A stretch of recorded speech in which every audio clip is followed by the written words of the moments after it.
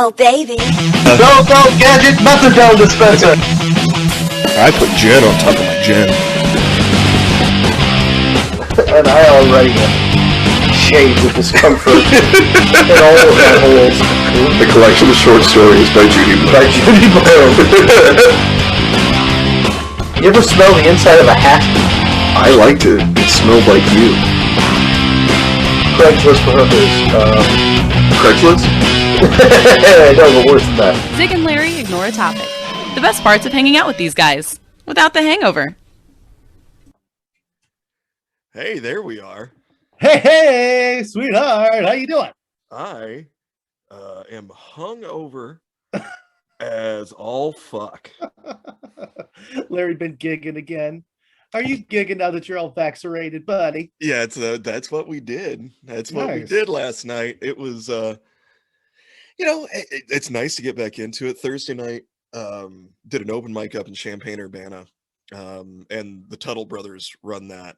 Mm-hmm. And those guys, they know how to run a mic, and they do a lot of shows all over the Champaign-Urbana area. I don't know, but you were singing their praises before. Dude, they're awesome, and they're just great dudes to hang out with. Like, it was just nice to see them. And Thursday night was the first time they were doing it at this venue. It's a bar called Nola's Rock Bar. So it's like so they have this big patio outside that kind of feels like New Orleans. That's the whole theme of it, and just a great crowd. Had a blast. Got to play around with some new material, and then last night did a show in a place called Rude House, Illinois.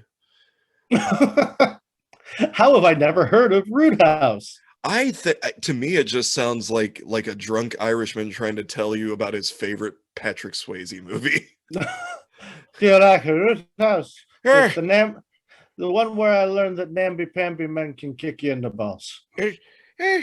Your Rude House, or it's the dude's throat out, Rude House.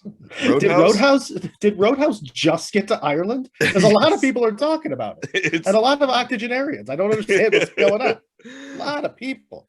But they were a rowdy crowd. That was an outdoor venue. It's a cool venue, but that crowd was rowdy, and the first few comics they did great, but they were just struggling to kind of get their attention. And so your old buddy, Little Baby Meat Pie, went up on stage and acted drunker than the audience. Nice. And, I meant to send you this. It's hard not to attract attention to yourself when you're purposely urinating in your own pants. Exactly. Hey, guys, check this out. Singing Take Me Out to the Ball Game while a puddle forms in your Nikes.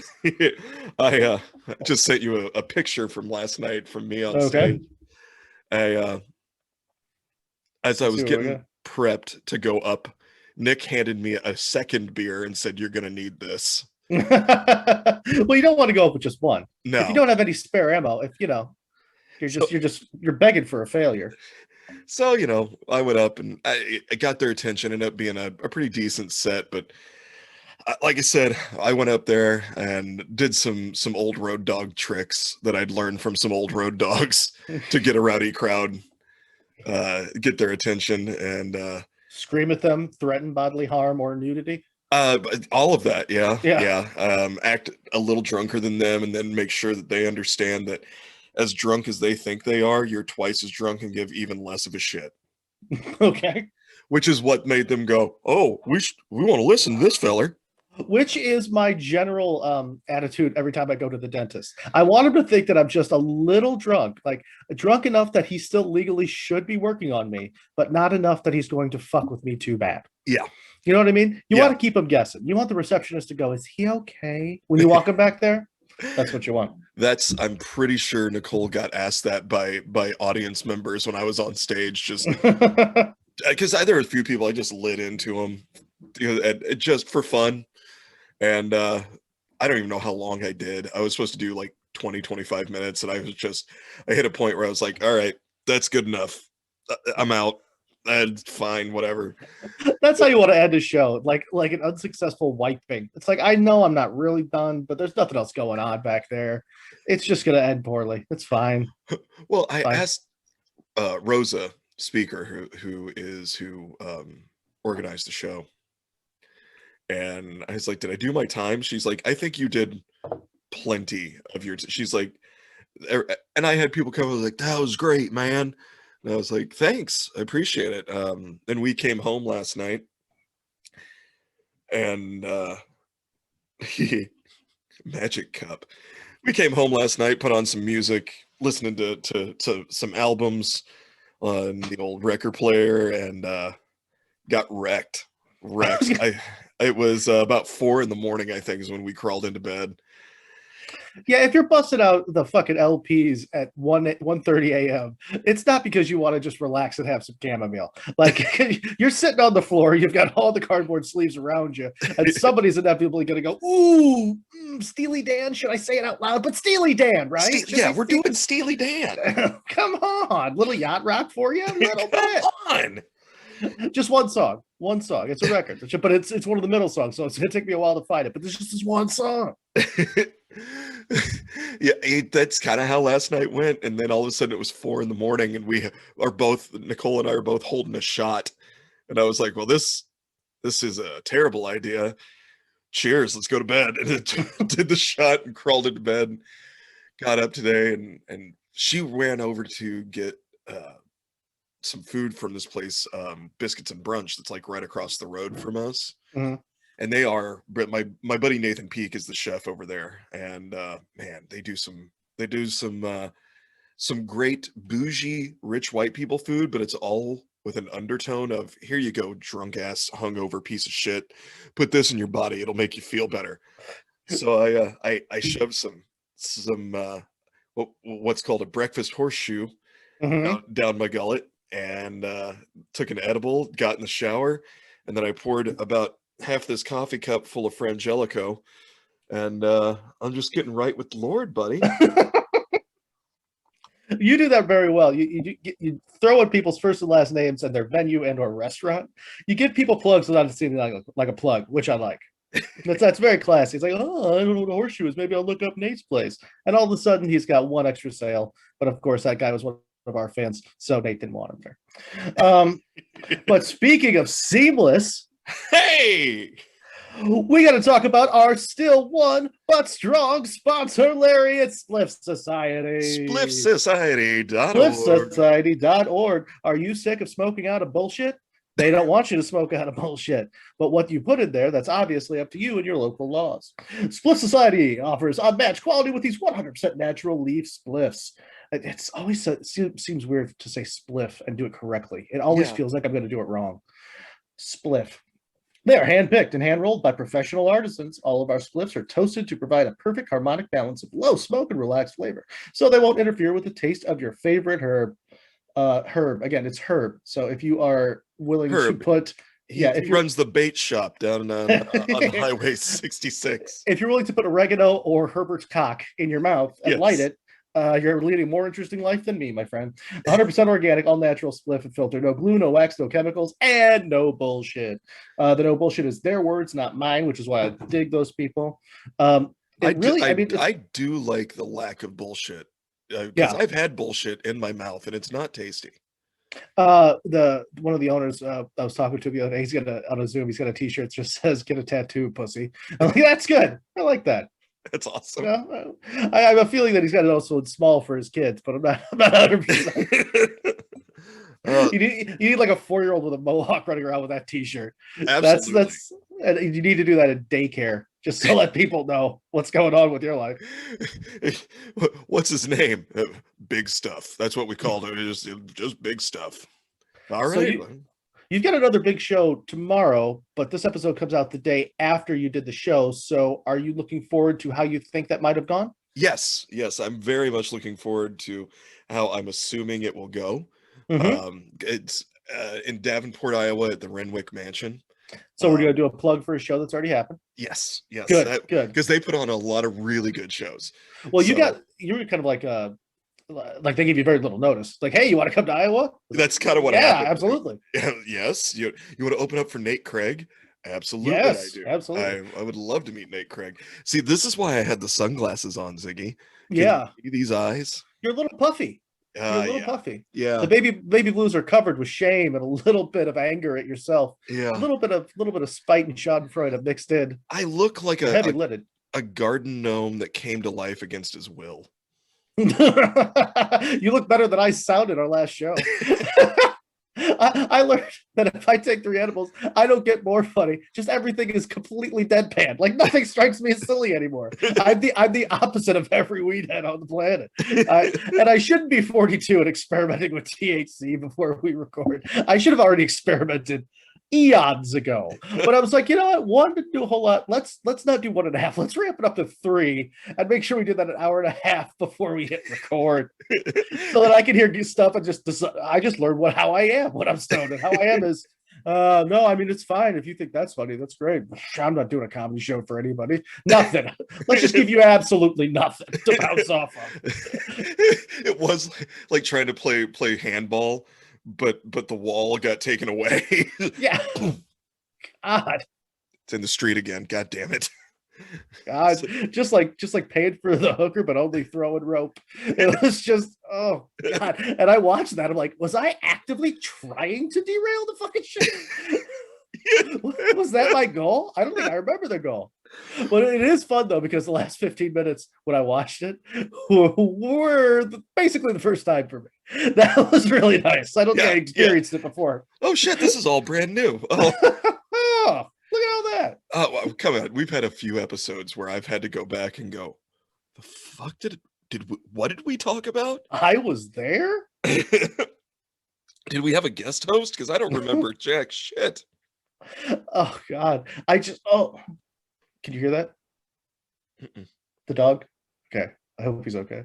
The wife's out there with him. The dog. Well, okay. I discovered, and I did not know this. Okay. Well, just for a little context, my dog is anywhere between 9 and 50. I have no idea. He's very old. He's a little Chihuahua mud. He's about 10 pounds. All of his back teeth are there. The only front teeth from the molars forward are the canines on the right side. One Sharpie pointing up, one Sharpie pointing down. Now that doesn't fucking stop him. We still give him raw hides and bones and shit, and he gnaws on them in the backends. We take care of the ones he's got left. When he came to us, some assembly required. Right. So right. it wasn't like we did that. That's how he showed up. I'm sure you're aware, but I was not aware. We have a little shop that's like a little artisan, it's a fancy pants dog store, but you can get like real, like they make like chicken sticks, like chicken rawhides, and they make like beef that's sticks been there stuff. for a while. Yeah, there's one. It's not terribly far from us in Edgewater. Yeah. It's called the Bark Club. It's really cool. But I bought homemade pizzles. Ah, yes, bull penis. I did not know that. Yeah. Because you can't call it bullcock. I mean, you could, but you're not going to sell as many as you get if you get to call them pizzles. Well, I've been to the Bullcock. Isn't that down in Boys Town? Yeah, and if memory serves, I had to force you out of there. It's like, come on. It was just I'm drinking for free. Half a bottle of really good scotch, 3 topless broads. Like, we got to get him out of there. He's way too popular. He doesn't know what's going on. I met this guy named Herb. He's playing Blue Oyster, or what was it? The Blue Oyster Bar, the home game. But I didn't realize that I knew bully sticks were rolled up beef penis, but I didn't know I was giving him, which I don't really have an issue with. I mean, you give him pig ear, why couldn't you give him bullcock? Problem is that he loved it. The second problem was, once it got down to about 3 inches, fucking dog swallowed it whole. Oh shit. Yeah. So like the hard end and the nasty gooey stuff that's on the outside, he just went right up. Whoa. So what you're saying is your dog's a real slut. So yeah, and he choked it down. So he choked on Dick. And then because you're trying to imagine that you have a lump of jerky the size of a fireplace log just sitting in your guts, trying to force its way to your intestine. Your body's going to reject it. So a while ago, he horked it up. So he choked and gagged on cock, and then he threw up on cock, which that's specific kink. That's something really interesting. You're learning things about that little guy today. I was looking up, it was like safety for take this thing away once your dog can swallow it. I'm like, what the fuck? You want me? So the idea is to give it to the dog. He will kill himself. Try to snatch it right before. Give it a go. There you go. Wait until he's the happiest. It just right at the moment of pure bliss, and then take it away from him, flip him off, and then throw it away in front of him and say, no joy for you. It just feels like a scene if you throw a couple of accents in it of like yanking a almost swallowed dick from a dog. It's like a scene from a Guy Ritchie movie that never made it to the screen, but he really agonized it for like 3 days. He just keeps watching. It's like, can I put this in there? I want to put this in there, but I can't put this in there. It's like that scene in The Shining that they just cut. Most right? things are. What's going on in there? A guy dressed as a giant dog? What's he choking on? We should probably cut this out. The rest of it we're gonna leave, because that's completely normal. Who makes a treat? They're like, they put it on your dog will swallow this whole. So just make sure, just be watching it. Like I give the dog like lamb bones and he's fine. The pizzle, that's what just sent him over the edge. He's like, I must have all of this in my body right now. That's too much bullcock. Bullcock. I just got to get, it's just, there's so much bullcock in the house. We have to eat it. We have to get rid of it. I don't know what this voice is. It's like 1970s effeminate neighbor on a sitcom. Yeah, like sometime in 1985, I will be on Hollywood Squares. Like I will constantly be top left. That'll be my. And Paul Lynde will be giving you shit because he's the queen of the squares. God, how many scarves can you have? I mean, he never wears the same one twice. Because I'm fashionable. I was gonna say, come on, squeeze it out. Squeeze out. Nope. Come on, hungover, squeeze out a noun. Any noun, descriptive noun. Your fashion. No, yeah. Okay, well, it's not great, but it's grammatically at work. Well, speaking of puppies, today is Zoe's 7th birthday. Oh, look at that. Yeah, it's her 7th birthday, and it's Gideon. It's his 15th birthday. They're the same birthday? Yeah. Or is it the kind of thing where they do, or like you're guessing Zoe's birthday? So like close enough. No, they straight up have the same birthday. Her litter was born on May 1st. So does your youngest brood now have to share his birthday with the dog for the last 7 years? Yes. Yeah. That's the thing. He hates celebrating his birthday. Like, yeah, I'm kind of the same way. He just like every year we're like, what do you want? He's like, just money. And this has been since he was 5 years old. Well, I like, what do you want, a cake or anything? No. You want to go out to eat? Not really. Oh, I want to go out. Do you want to do anything? No. Just give me money. Just cash. Well, we want to celebrate it because, this is to us, having you around's a big deal. And he's like, why? I don't understand. So we got him to talk about it one time. Put a birthday candle in the dog's ass, blow it out, and say happy birthday. We got him to talk about it one time. He was like 7. And we're like, why do you hate your birthday? And this won't surprise you. And you'll believe this knowing him. Mm-hmm. Some of the listeners may not believe this, but you'll have to back me up. And I can get Nicole to come down here and confirm it. But there's way too many things that you say, and before you do it, you already have witnesses. Like, it's like, I know you're going to call shenanigans. I got a team behind me of people who will back up this bullshit. So that shuts you down before you even say that I'm out of my mind. You son of a bitch. Come on, I've learned the hard way. You know that. Fine, tell me, what is it? I like relish. You don't need somebody to verify that. No, but I got him lined up, and I promised him sandwiches, so they gotta do it. God, you just need so much validation. Anyway, so he's 7 and what? He's 7 years old. We're like, why don't you like your birthday? And he said, because it means I'm 1 year closer to death. Yeah, that tracks. Yep. And I was like, fuck. Okay. He realized the human condition a lot sooner than most of us and decided to spit in its face. Yeah. Which I respect, Absolutely. Yeah. So like, we were like, what do you want to do for your birthday? He's like, no. I said, we go axe throwing. No. I was like, I thought we liked that. I said, you want to go like out to eat, or do you want to get like a bunch of pizza, or or because he loves Popeye's chicken. Sure. Get some I was Popeyes. like, "Want to get a mess of Popeyes?" And he's like, "Nah, I don't care." I was like, "Do you really you just want cash?" And he's like, "Kind of." I said, "I feel like we should do something."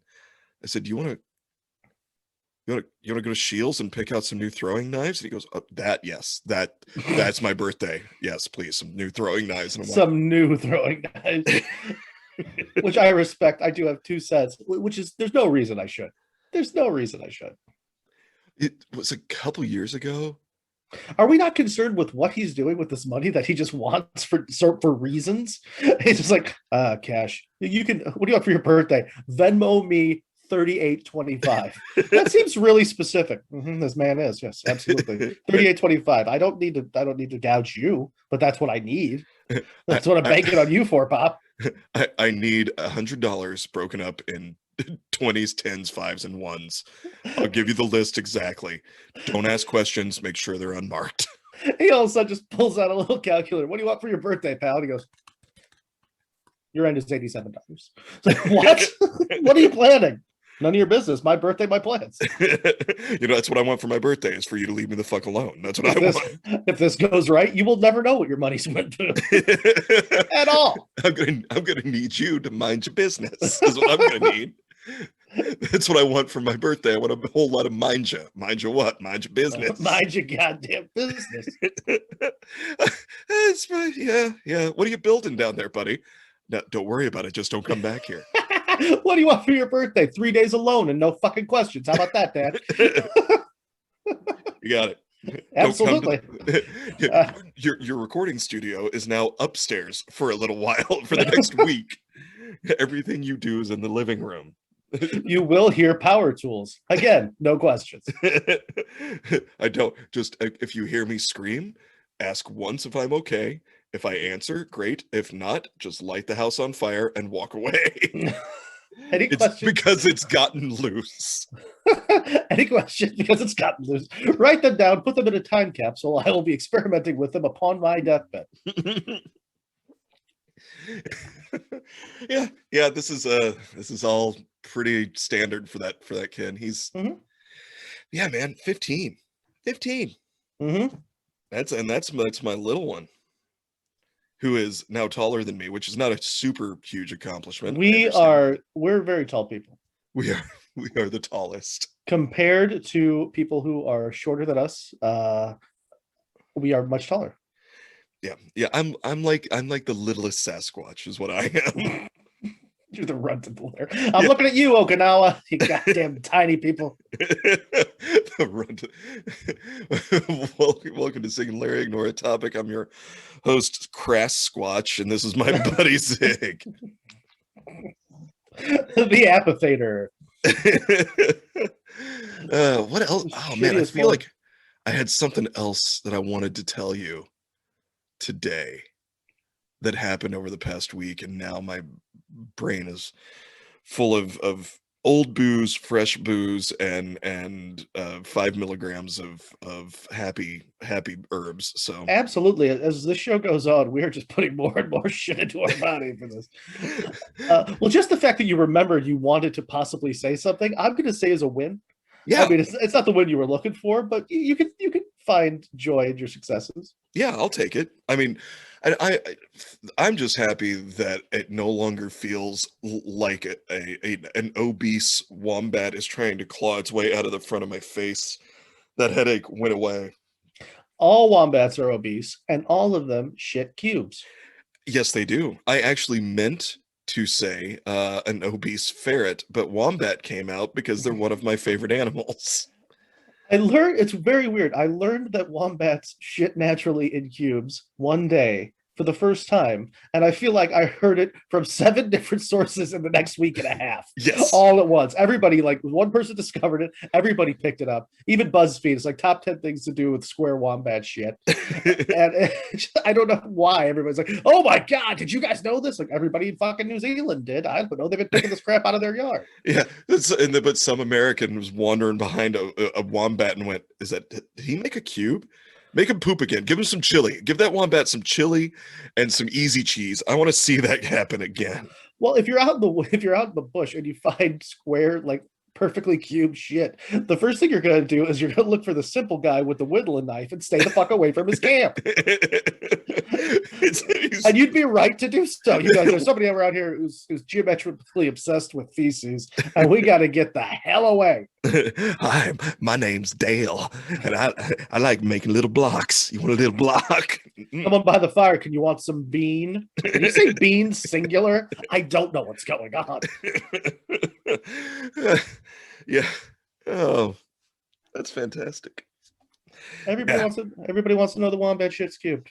It's amazing that we have that now. Hey, you know what? It's the miracles are all over this planet. You just have to look for them. And the first thing is, I must rip this animal apart to find out why. Oh, okay. Well, you know what I want is I want an army of wombats that are mounted on capybaras. Okay, it sounds like a very weird, specific Narnia kink that you have going on right now. I just because they're like two of the friendliest animals on the planet. So if you saw those coming at you, it wouldn't be terrifying. I think you could end a lot of strife if you just were like, here's 100 wombats mounted on capybaras carrying ice cream and balloons and just handing it out. Well, we were gonna kill him, but look at these little guys. Look at them. I love that watching one's wearing a hat. I love watching you discover brand new and very specific wants. It's like, well, Rosalie, put that on the list, bucket list. What's that? We have to mount 100 wombats on capybaras. So yeah, if you're doing the math, that's 200 animals. Correct. Also, we're going to need specific costumes for each one. We're not going to clothe them all the same. No, we're going to tailor them to each specific wombat. Yeah, and then we're going to solve problems. All of them, one at a time. Mr. Smith, what we learned is you can't get a wombat to stay on top of one without a staple gun, and that seems to really put a damper on the day. That makes the both of them much less friendly. Well, I feel like you're bringing me problems, and I want solutions. I now know the sound of stapling a fucking marsupial to a rodent, and I really wish I didn't have that. Here's the thing. There is a thing called a magic seat that you put on a saddle for toddlers, for little like kids that can't quite reach the stirrups and they're learning how to ride horses, which we've used at my folks' ranch. I always say at our ranch. It's never been mine. It's theirs. But it's Are you putting toddlers on full-size horses? Yeah, dude. Really? Yeah, I was riding horses before I could walk. Huh. But they're like, it's not like we're putting them on Broncos or anything, Yeah, I just sticking them up there and be like, good fucking luck, floppy neck. Slap the big one on the ass, see if the boy can handle it. Take that cattle prod, stick it right in his asshole and see what's going on. It's the only place in the country where, how's your boy? And the dad could say, snapped. Another one, huh? Yeah. Well, okay. I gotta wait a little bit longer. I always drink the coffee before it's really steeped. I always put the kid on the animal before he's really ready. I just can't wait. Oh me. I'm a silly girl. But yeah, you can. It starts teaching the child how to, the dynamics of being on horseback, and the horse. It's usually like an older horse that is just a babysitter anyway, that can't quite take the weight of a full-grown adult. But could you say it's out to pasture? I love the beard because when I do that, it just everything disappears. Yeah, your neck, everything from the it's just go. Yeah, but yeah, then. And so it's just super chill horse, and the little bit can be up there and learn how, if I turn this way, the horse goes this way. If I turn this way, and it's safe. So that's yeah. I mean, we didn't have that when I was little. I just fell off, and I had to learn how to hold on. It's kind of the same thing where like child seats and seatbelts are a thing now, but back when we were kids, everything was bench seats. There were no seatbelts in the back. You could ride up in the back window with your fucking head hanging out the window. Dad's like, I don't care. We're going 90. It doesn't. None of this matters. Yeah. Jump in the back of the truck. It's a flatbed, Dad. Well, I guess you better hold on then. Hold on, because we're hitting the highway. What? We are not. We're going to the farm and fleet over there. Get your ass in this bitch. Tie yourself in, I guess. I don't know. Don't be a pussy. I'm gonna leave you. You're gonna have to jump on the side of the fucking horse trailer. Man, not again. Well, should we get into what we're ignoring? Let's get into it. I'm gonna order another cocktail though. Yeah, go for it. You have the app for that? Yeah, I sure do. Is this gonna be a thing now where you're gonna like literally text your wife and force her to bring hooch down? I never force. I just ask her kindly, would you please bring me a cocktail? Yeah, that would never fly in my house. I would just get a text back that said, go fuck yourself. We're holding. Oh no, start the timer because it was more than 14 minutes. It's free, I think. Oh. We should totally time and see how long it takes her to bring you a drink. I'm getting the stopwatch going. Okay, you got it going? Yeah. Okay. I can hear her walking. What's the over under? What did you ask her to make? Did you say cocktail? I just said bring me a cocktail. Why am I whispering? I don't know. Doesn't matter.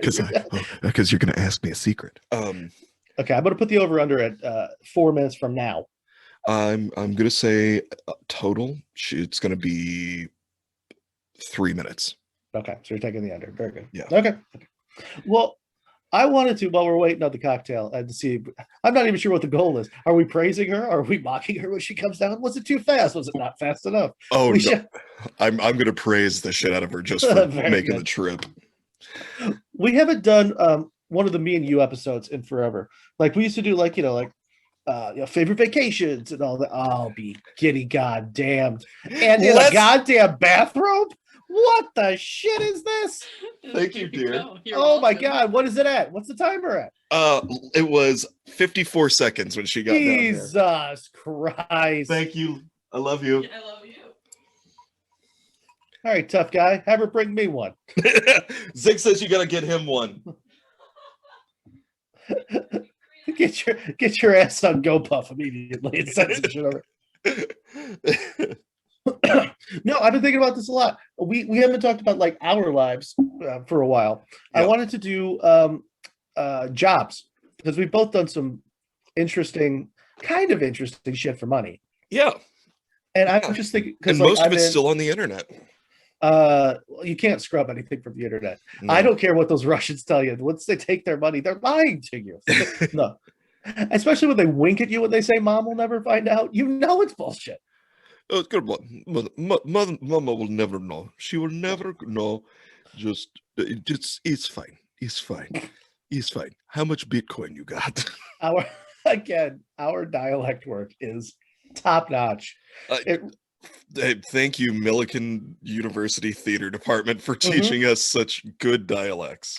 I just found my dialects for the stage book from school. We're getting rid of a bunch of stuff. And Angela's like, "Are we keeping this book?" Yes, absolutely. I'm going to need this at some point. Like, what? Like, yeah, I'm going to need to restudy how to do random dialects. I'm certain of this. Yes. It's like you don't throw away the fake passport. You don't throw this away. The collection of wigs. There's things you never know if you're going to need. Absolutely. You need a bug out bag and you need a plan. Can you do a diphthong in the correct space? Well, I've got the book to tell you. Well, and that book is perfect to put in the bug out bag because you don't know who's taken over when you need to bug out. So, right. You there? Let me see papers. Oh, absolutely, I have paper. Oh, he sounds like one of us. Okay. It's toilet paper and rolling papers. That's what I got. I don't even know what that means.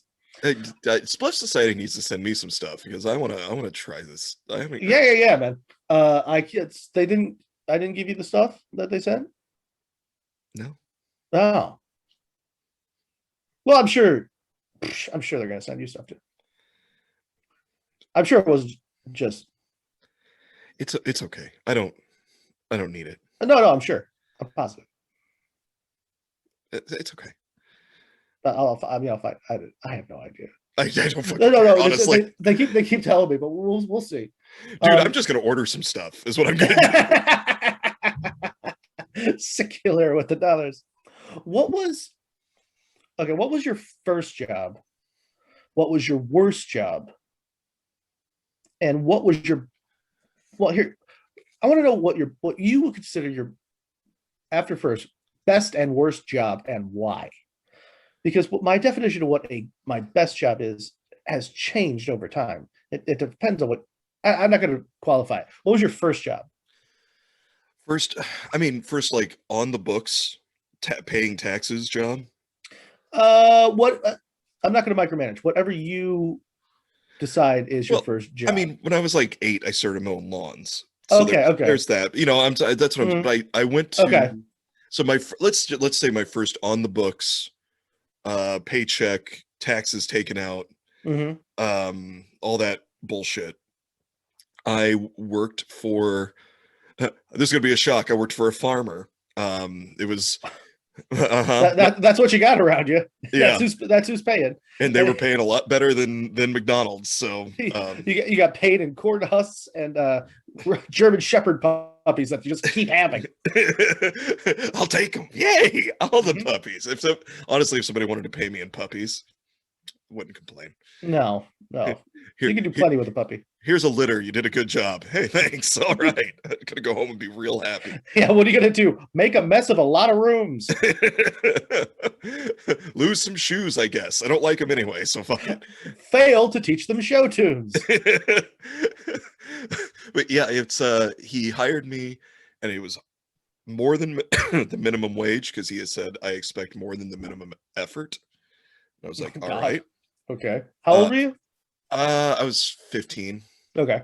Well, and I'd been working for farmers and doing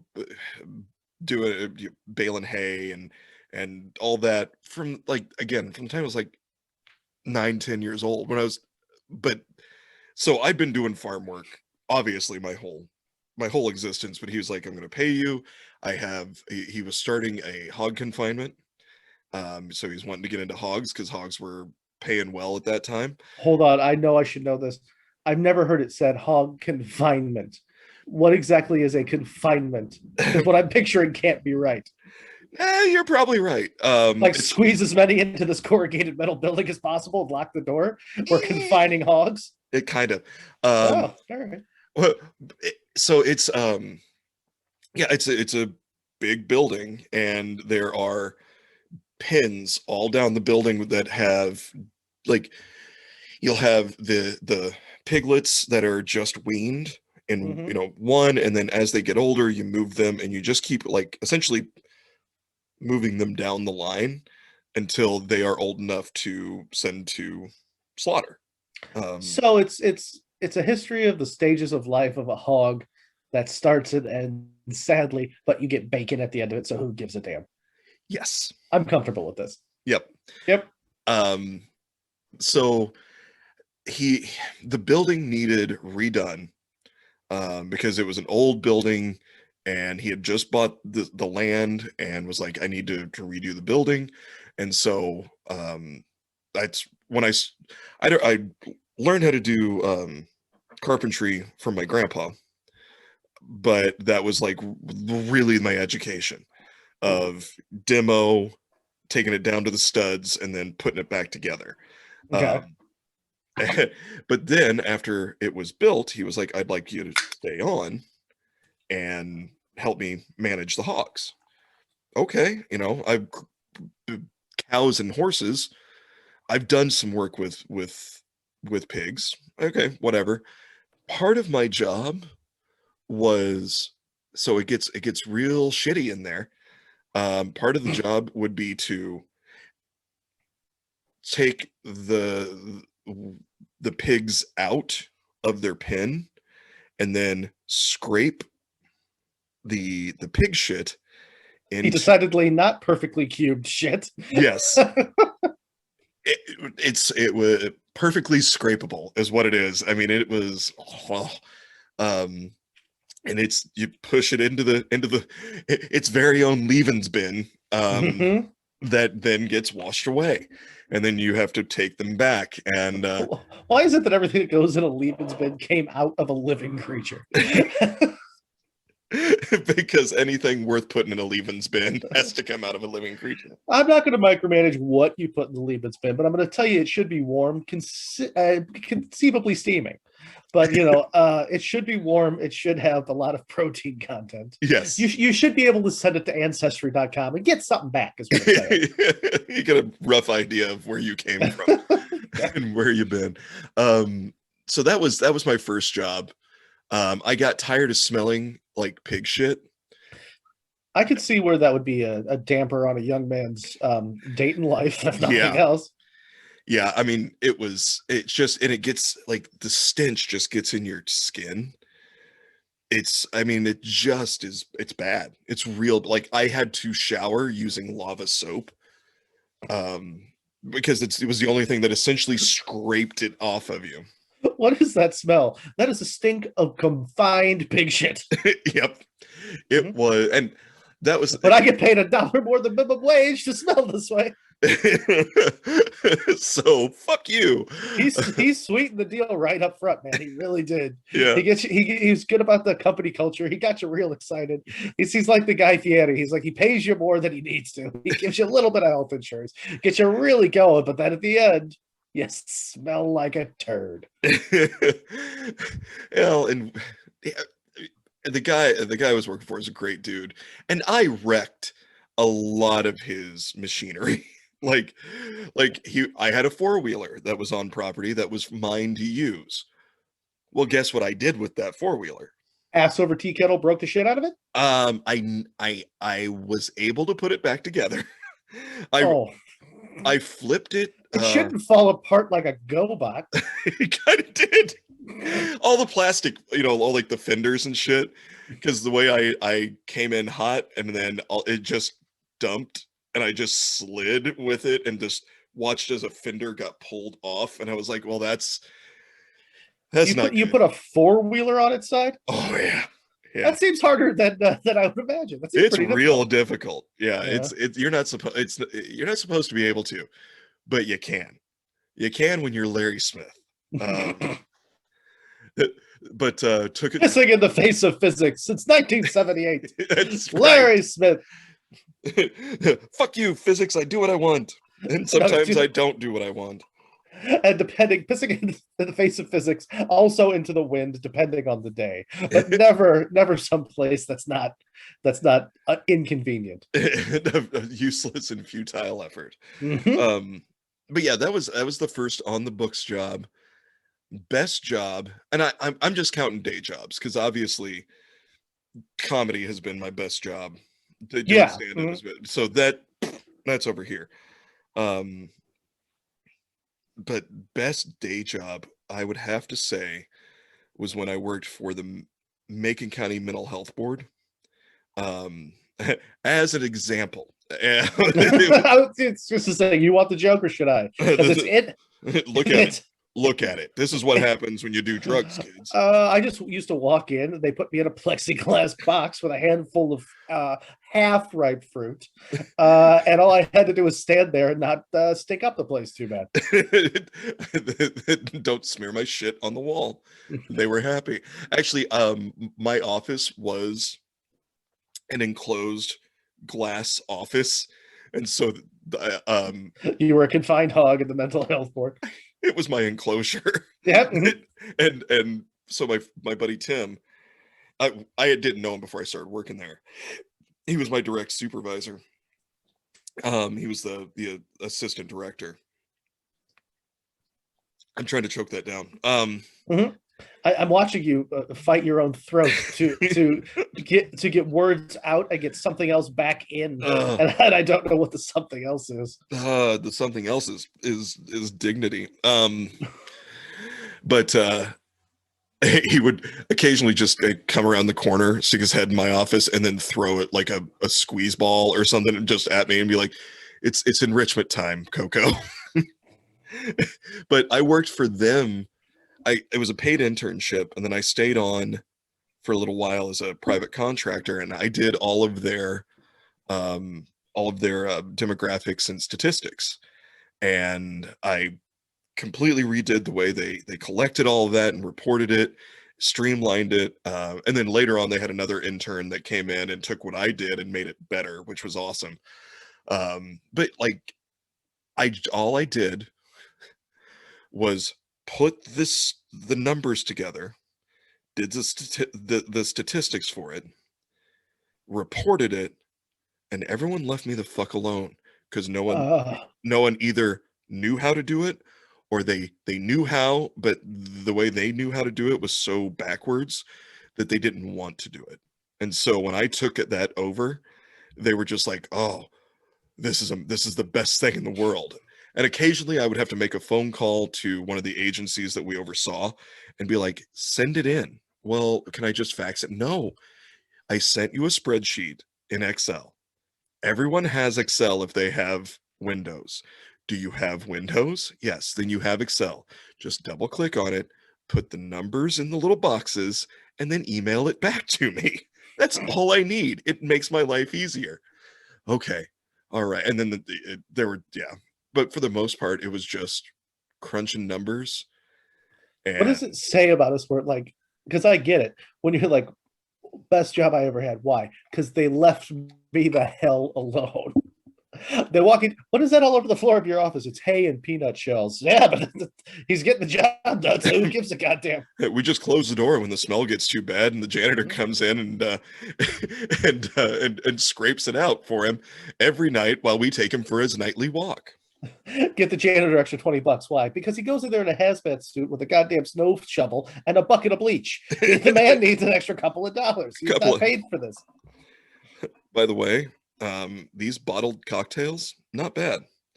I have a moral objection just to those. I thought that I did, and not all of them are great. The old fashioned, I tried it just for shits and giggles. Yeah, okay. But I'll tell you, the aviation that they make, very good, very solid cocktail. I'm sure it's fine. I'm sure it is good, but it's like, I'd rather just make it. If I'm gonna have an aviation, I'd rather just make it. You also talk to the guy who makes his own goddamn tomato sauce. Like, I won't buy Prego in a can. I'm buying, I'm buying tomatoes and shit, and I'm freezing that stuff. Yeah. I just can't get my head around it. What is a goddamn tragedy? What's it called? It's like an automatic bartender. It's a bartender's friend, or auto bartender, bartender's cis bamboo. It's a machine that looks like a goddamn espresso maker, or like a Keurig, but it comes with pods, and the pods say Cosmo, the pods say Manhattan, and you put it in there, and you got 4 different liquor bottles that you screw into it, and it like picks which booze and filters it through a pod, and then you have a cocktail at the end of it. No. Yeah, that's no. Like in a pinch, me, I like to make my own cocktails too. But in a pinch, like today when I'm like, hey, can you bring me a cocktail? Hey, that's the only way you can do it in under a minute. Yeah, it was fantastic. Yeah. I got it. Let me think about worst job. You tell me, what was your first job? I'm going to think about worst, because I've got a couple that I'm like, how do I want to present it without seeming like a dick? I was trying to remember, because I honestly don't know which one came first. It was usually either, and often, and on my own socks. All of the ankles of my jeans are crusty. They shouldn't snap like fucking crackers. Why does it sound like I'm opening a bag of chips every time I walk? Hey, it's old sun chip angles. Crunch, crunch, crunch, crunch. How did we get from semen on your ankles to sun chip ankle? None of this makes sense. It doesn't matter. None of this makes sense. Larry's barely alive. Let's just go with it. And God. We've been avoiding the plague for 15 months. I can't remember. My first job was either lifeguard or a detailer at the car wash, or at the local Ford dealership. It was one of those two, and I honestly can't remember. My own life is a blur to me. I don't remember which one was first. I know that I was 16 at both of them, because I used to drive to the Henry swimming pool, and I had to drive to work at the Ford dealership, because I was like pulling cars into the bay to wash them. I never did a very good job, nor did I try. but I think it was a lifeguard. I'm not sure. I do remember because I was a lifeguard at our little pool. The little pool. It's like a city pool. It's like a little town, municipal pool in the summer. But I remember you had to like do all these tests. Like you had to swim laps in the pool, and it was the equivalent of like something ridiculous. Like I remember you could do any stroke you wanted, but you couldn't touch the sides or the bottom, and you had to continuously do I don't know how many laps, but it was ridiculous. I wasn't on Baywatch, for Christ's sake. I remember screaming at the woman who was also a bus driver, by the way. She was the one who ran the pool in the summer and she ran the bus barn in the winter, just screaming at her, Nancy, if somebody's this far out, we're taking a fucking boat. What's going on? There are poles and there are life preservers with ropes. This is what I'm going to throw at these children. I don't know what to tell you. I don't know why. It's like, no, you have to. As a lifeguard, just sitting there being like, "Hey, kid, you're a bad swimmer, and that's real deep. You go out there, you're going to die." And then the kid I told him. I don't know what you want me to get in there with him. No, we're both going to drown that way. Just with a harpoon gun, just trying to gig him from up there. Got him. I bought myself one of those huge plastic self-protection whistles instead of the little like coach whistle. That'll get a kid's attention. In my little hometown, I mean, like I was like 16, and like the kids in there were like probably 12. You know what I mean? Like but people would just like drop their kids off literally at the pool and just leave them there all goddamn day. It's like, here you go. Here's $2. You will eat one soda and some chips and a fucking Milky Way today. That's going to be your food. These people will watch you for basically for free. I'm going to go cook meth out in the boonies. I don't know what the fuck I'm going to do. I'm going to go lose a tooth and I'll be back for my child. But they would just leave them there. I remember just blowing rape whistles at children and being amazed constantly how many kids who knew they couldn't swim would go off the diving board. It's amazing. They jump in and they realize midstream, oh, this is what death looks like. And they're just staring in the face of it. I only ever had to jump in the water twice. I hooked a couple of kids out because you have like a big fucking aluminum pole with a rubber hook, like you're a clown at the Apollo, and you're just fishing moron fat redneck children out of the Henry, Illinois municipal pool. One kid cracked his head open pretty bad, but I did that for 2 summers. That was pretty uneventful. When I worked during the school year, I worked at the car dealership, just washing cars, like the interior and exterior of it, for minimum wage. And the only thing I really remember is there was another detailer. This was his career. He was I forget the guy's name. I've been desperately trying to come up with it, but it doesn't matter. He was in my little hometown of Henry, Illinois. There was 2,600 people. There are 2 trailer parks. It's just every little town in the middle of nowhere. There's a 2-lane highway going through the middle of it with a blinking yellow light. That is the sum total of the traffic lights, unless they've changed it in the 10 years since I've been there. But there was this guy who, like, he had been a detailer for forever. He was in his mid-30s. He wasn't ever going to do anything else, and there's nothing wrong with that. But he wasn't the brightest cat. The dealership was right on the 2-lane highway. 3 times he drove one of the lot cars into oncoming traffic. Nobody ever died, thank God. But he destroyed 3 brand new fucking like 1989 Tauruses or whatever the hell the year was. It was amazing. It's just like, well, what happened? Let's just call him Andy. That's not a statement. I don't remember. Andy drove into a goddamn tractor trailer truck again. Everybody lived. Amazingly, yeah. And he's just like, oh, I just know I lost my job, sir. It's like, you keep him on. He used to go up to the owner of the dealership and complain because he was positive that I was his employee. He was the manager of the detail shop. And I kept going, no, I'm not listening to a word this man says. It's just fun. We make the exact same money. He where he lives, he uses socks as curtains. Like, it's just like, it's not, I don't know what that means exactly. That didn't work out the way I wanted to, but you get the general idea. Like, you know what I mean? Like, a sheet up in the doorway is not a door. Yeah. It's just like, Mom, I told you to knock before you come in. On what? Just whistle. Just whistle at the sheet. Whistle at the sheet. I will be in here masturbating with some manner of ex-coon, raccoon, or possum. Whatever I can get my hands on. Yeah, whatever.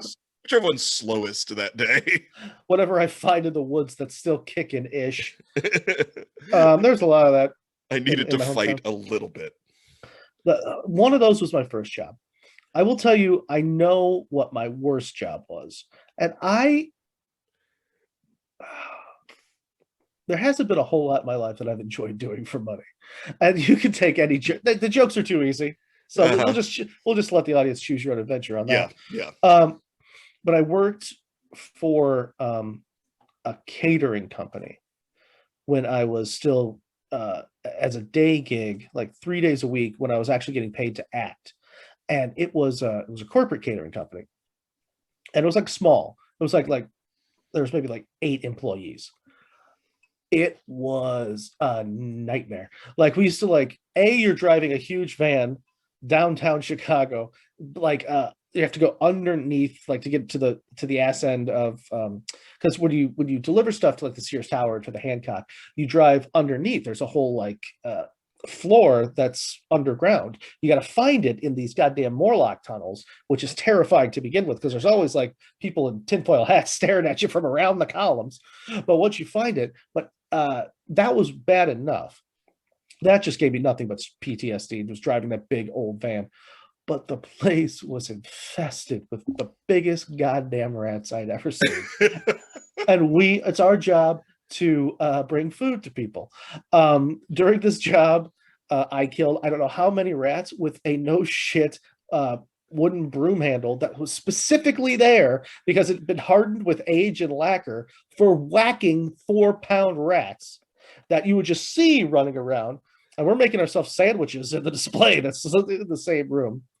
I also, because we were shoring up for the winter, was kicking an old piece of insulation-covered plywood up to cover a hole in the wall in this crawl space. It was so dark, not realizing that there was a 3 penny nail sticking out of the thing. That went in my foot the long way. But between my big and middle toe, ripping down into there.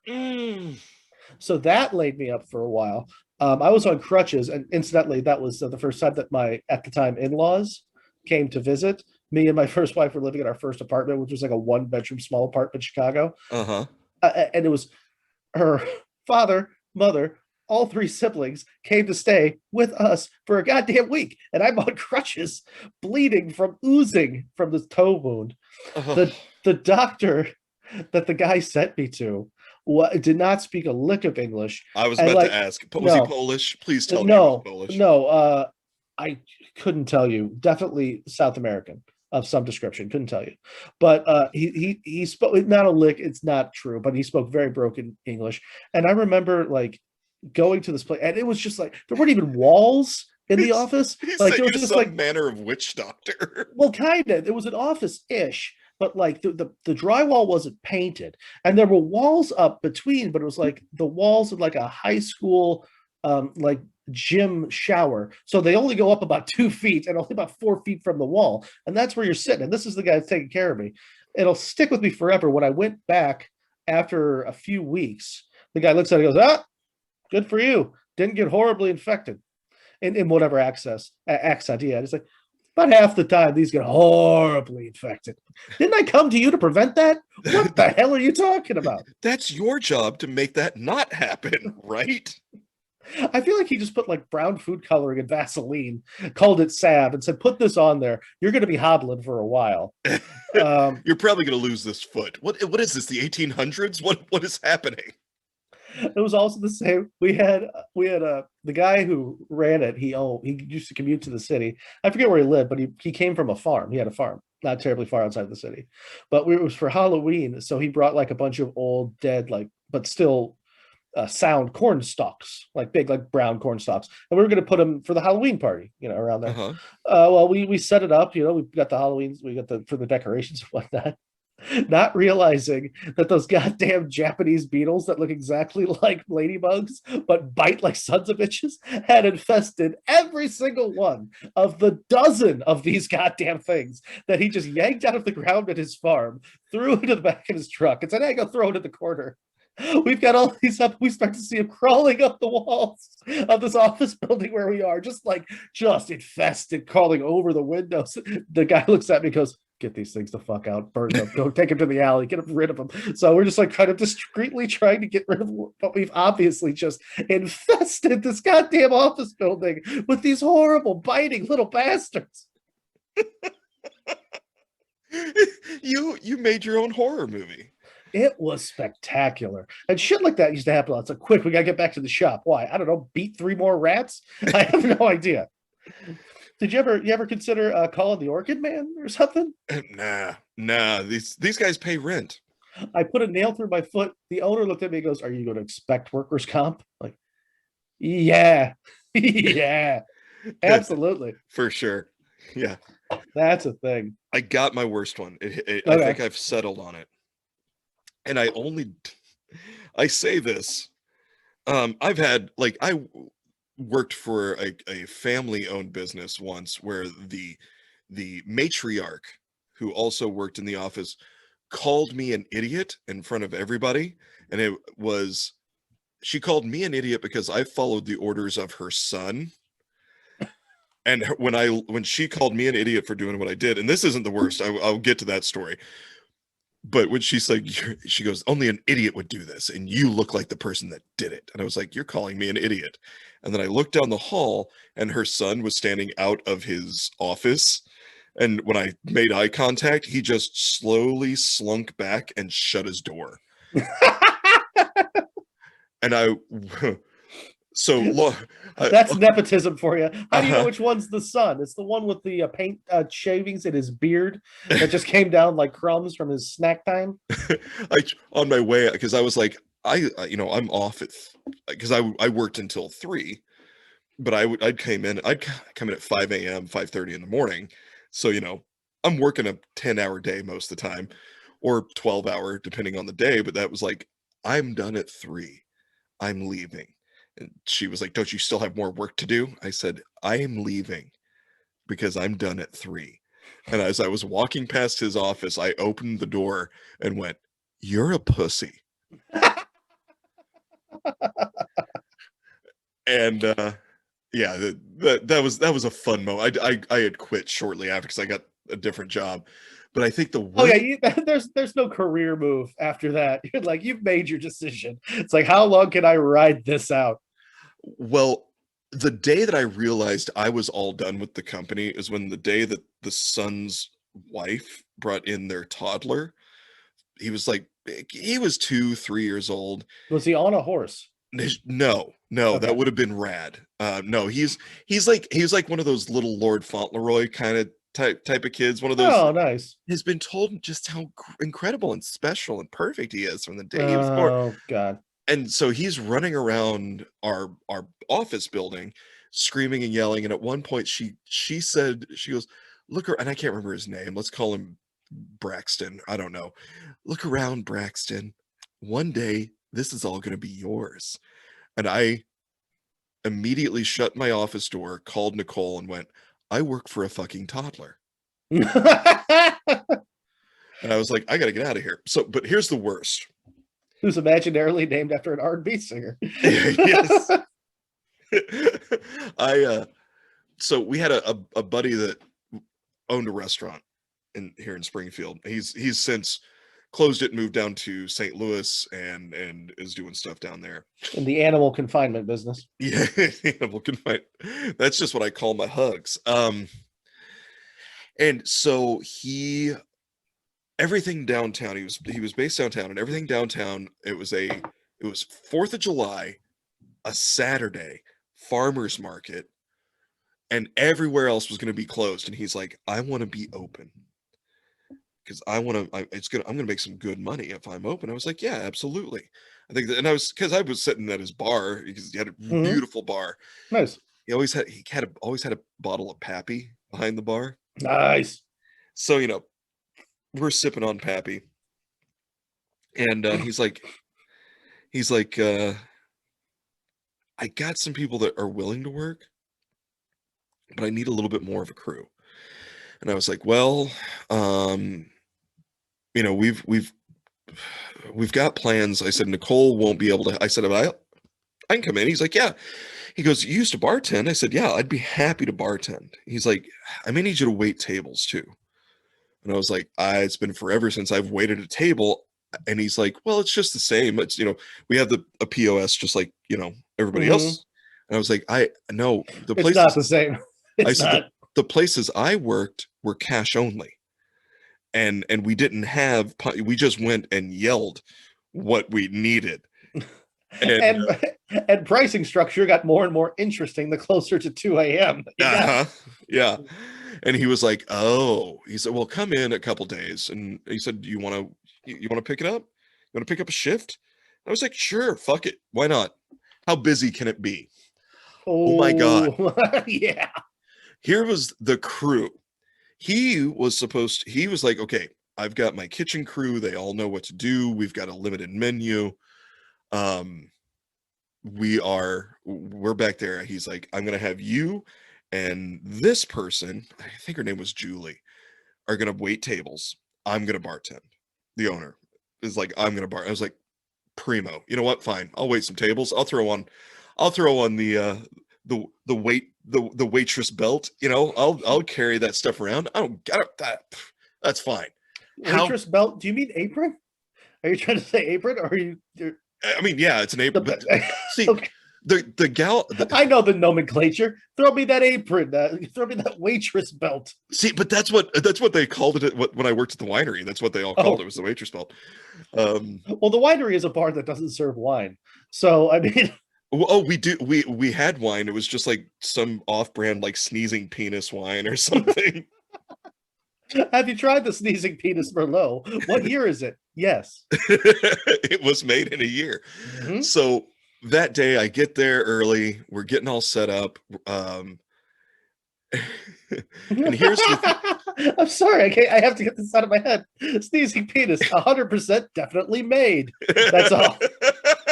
Sorry, sometimes it's like a wet fart. You're not sure what's going to happen, but it's worth the risk. You have to get it out of your body. Anyway, please go ahead. So here was the deal that we made.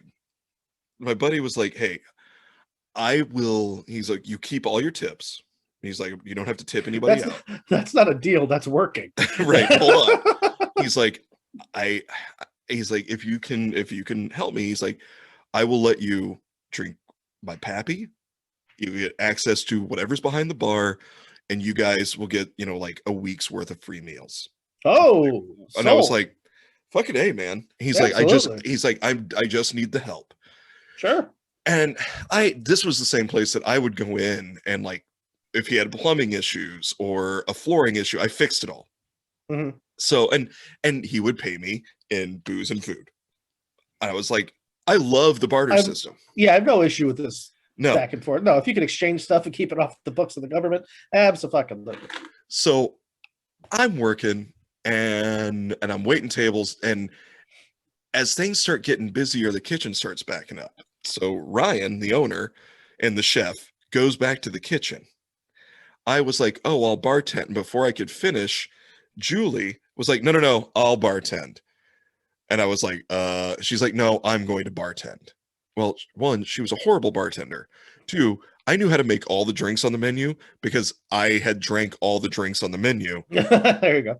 And there had been a couple times where if they were getting in the weeds, I would look at a bartender who was back there. If I was sitting at the bar and be like, hey, you want me to come back and, mix a few drinks, help you guys get caught up, or just run beer or whatever. Yeah, come back. And so, but she was like, no, I'm going to do it. Fucking whatever. So I had the entire restaurant to myself. I had asked her, I said, I know you're running the bar. Can you get a few tables here in the bar area? Well, I guess. Okay. And so I'm running all these tables.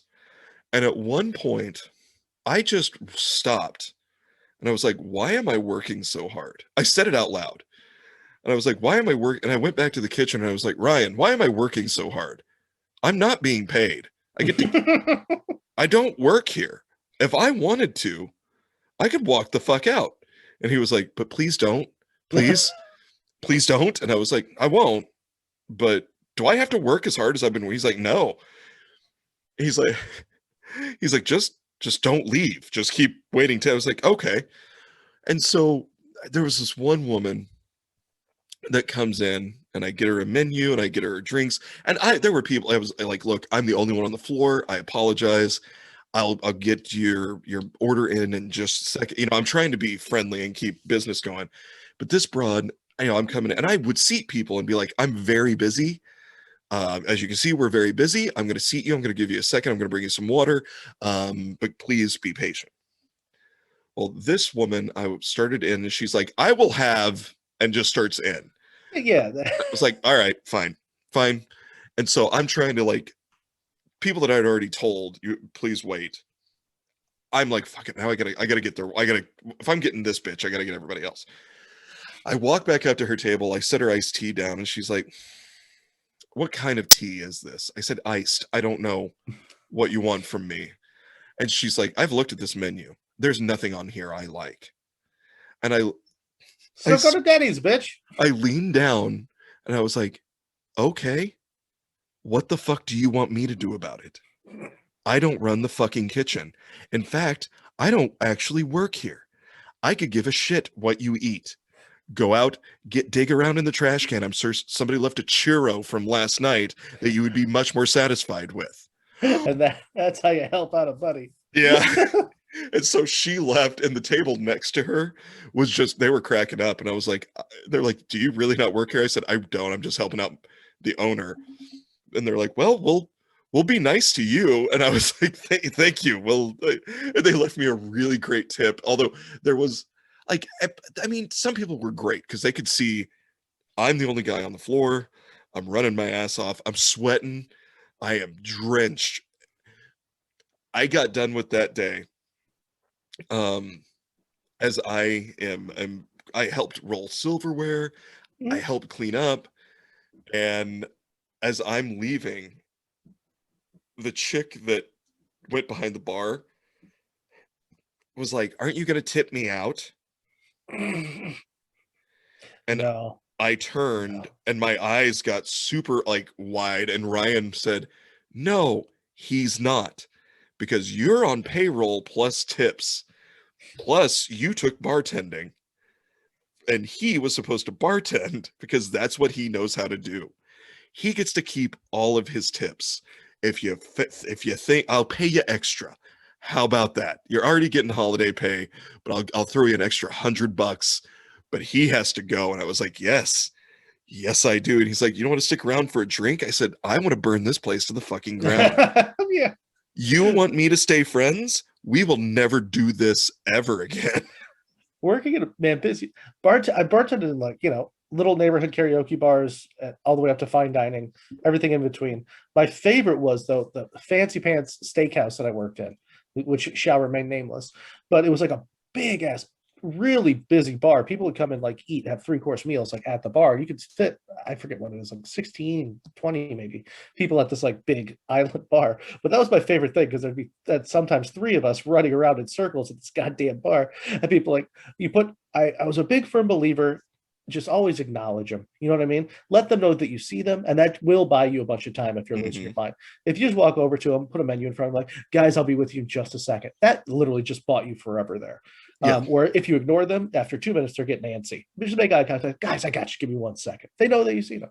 Yep. My favorite was putting a menu down. The bar is, like, too deep. You see people just, like, running around, and it was always an elderly woman for some reason. Like, you put the menu down, or I don't want to say elder. It doesn't matter. But you put the menu down. Folks, I'll be right with you. She'll be like, I'm going to have the ribeye. You look for eventually, most likely, but not right now. I didn't give a damn. There was, like, a part, like, after bartending for 20 years where you could feel like you can get away with cute shit. It works most of the time, but that was one of my favorites. I'm going to have fish at some point. I bet you're right, but not at the moment. Well, the day that I was, and I did help out one other time at that restaurant. Because they opened up, it was one of the shows that Nicole was in. They wanted to have the after party at that restaurant, and so he's like, hey, that's fine. He goes, I'll open up. We'll have a bartender. He's like, I'll cook everything. The bartender will take all the orders. I just need a food runner. And I was like, sold. He's like, cool, drink for free. That wasn't like, no, because I knew everybody in the cast, so I just walk out and scream the food and be like, who had this? And me. But If you had a big ass tray of several different places, what you want is a good strong buzz. That's what you're gonna really want to have, so that everything goes real smooth and nobody has fucking bolognese on their pants. Yeah, yeah. Well, yeah, come on. I'm shaky when I'm not drunk. For the first hour of every day, it's a goddamn nightmare. Oh my god. But I'm playing Michael J. Fox, the home game. Nicole brought the kids in thinking, again, she was like, how busy is it going to be? So she brought the kids in to get food. And I mean, we are packed and slammed, and I'm sweating. And I paused and looked at my three, and this has been forever ago. So I mean, they were all little guys, right? And they all look at me with that look of, I think daddy's gonna get defeated today. Like, and they just all look so sad for me. And I was like, it's fine, guys. Can I get you something? And they're like, Julie already took, because we were in that restaurant all the time. And they're like, Julie already took our order. And I was like, okay, do you need anything from dad? And they're like, just a hug. You seem really stressed. And I was like, I am. I'm going to chew through my own tongue today, but daddy loves you. All right. Daddy's doing this to make money for you. Listeners, if you have friends that are servers or bartenders, don't go for a fun little surprise visit on Saturday night at 7:30 p.m. Don't do it. You're adding stress, because now they have to lose their goddamn mind with a bunch of strangers and pretend like they're not losing their mind in front of you. You guys are having fun because you're out. That's where he's making rent. Leave him or her the fuck alone. Hey, when you get a chance, come over here and hang out. I'm going to kill you. There are no chances. I'm constantly moving. Well, and when we would come in and see you, we knew you would be busy. That's different. Yeah. Yeah. It wasn't a, hey, we're going to go hang out with Zig. It was just, hey, I want to go see Zig and buy a beer. That was it. It was just, I just want to go, hey, buddy, get a quick hug as you're bouncing around, and then go find a place to be and hang out. Because, you know, we knew if we could get a seat at the bar, you would talk when you could. Oh, yeah. Because you knew I had been there. I'd been behind the bar for 4 years. I bartended, and it was, I mean, some nights it was, man, there's 3 people in here. I can fuck off and talk. And then there were times where it was, like you said, 2-3 people deep at the bar waiting for something. And you're like, I'm going to shit my own brain if I get one more person going, hey. If you snap your fingers at a server or a bartender, you deserve the worst case of hell. Go light your own genitals on fire. Do not do that. Do not do that. Yeah. Never do that. Well, so at the open mic on Thursday, I had a decent little buzz on. I was going to get another beer. And I was thinking, I was like, oh, what is that? And I'm trying to go over my jokes, and I'm trying to remember how I had written this punchline. And the bartender had already been like, hey, I'll be with you in a second, buddy. And I was like, no problem. And I can wait. I'm patient. And then he walked over. Well, I was already mumbling to myself about a joke. And I went, got it. And I snapped my fingers, and he turned and looked, and I was like, no, that was not for you. That was a got it moment. Like I was trying to remember a joke the way I wanted to say it out loud. And I said, I'm sorry. And he laughed. He said, you must have been a bartender at one point, because you know that is the worst thing on the planet. I said, yes. And I am fucking sorry that I should have done anything else. That is how you get the attention of a goddamn dachshund, not somebody who's about to make you a cocktail. Yeah. Oh shit, buddy. We've gone long. Oh, have we? What time is it? Oh, Jesus. Yeah, we have. Okay. Well, what did I learn? You learned that I will challenge an audience to a chugging contest just to get their attention. True. And that even that picture of me on stage does look like a yard gnome that was turned into a real boy against his will, saw some shit but ain't talking. What did I learn? You learned, what did you? Oh, you learned that at one point I worked for a catering company where I knowingly served rat feces, most likely to people, on their pinwheel trays, and kind of was okay with it. Yes. That wasn't the most stressful part of the day for me. It's like, it's suspect. It's suspect. It's been a fun episode. Well, if you made it this far, don't forget that this episode will be on our YouTube channel Right. Wednesday at 5:30 Central Standard Time, as always. And this podcast you're listening to comes out Monday mornings. Subscribe to our channel, Zig and Larry Ignore Topic, on YouTube, and give us a like or subscribe or scratch your balls to our voice, whatever you think is interesting at the time. And mine is particularly gruff. So, today. So if that's what you're into, go for it. Also, I just wanted to say, Zig, thank you for being a friend. We got the gold. Wait, hold on. Stand back up. You got the Golden Girls on a tank. Oh no, okay. We do have Estelle Getty. She's just hidden behind your mic. There she is. Where the hell's Mom? Okay, no, Estelle Getty's there. You gotta have Estelle. Did they write her out of the show? No, for some reason they just didn't include her on the merch. I don't know what's going on. She was charging too much. That tiny broad. Get rid of her on the merch. She doesn't fit. We gotta have the Betty White. Tall bears are gonna want this shirt, but not Getty. We told you this. That's not what they're into. They're into B. Arthur and her big old dick. Hey, buddy. Yeah. Cheers. I love you. I love you back. Clinkies.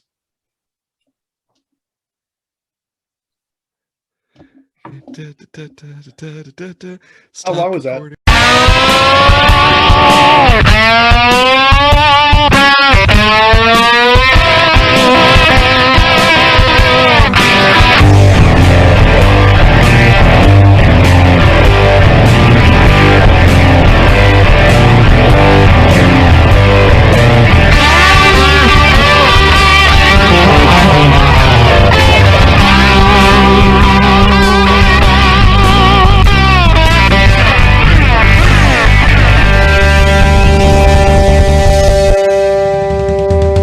The best part's about hanging out with these guys. God damn it, son of a bitch, motherfuck.